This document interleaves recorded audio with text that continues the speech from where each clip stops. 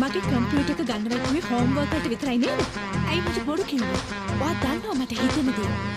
අම්මේ මං අද ඉඳලා 100%ක්ම අවංක වෙනවා. හැබැයි ඒ පොරොන්දු තිබ්බ සතියක් විතර. මොකද අම්මත් කැමති නැහැ මම 100%ක්ම අවංක වෙනවා. Happy birthday grandpa. ඊළඟ පාර මට ඕන චොක්ලට් කේක්. ඒ ඉතින් ඔයා පණ පිටින් හිටියොත් විතරයිනේ සීයේ. මං අවංකයිනේ අම්මේ. අම්මේ මිසස් ගිල්මන් කතා කරන ගුරුදෙවරු සමිතිය. එතකොට බොරුවන්නේ කරන්නේ. මං කැමති නෑ අම්මේ බොරු කියන්නේ.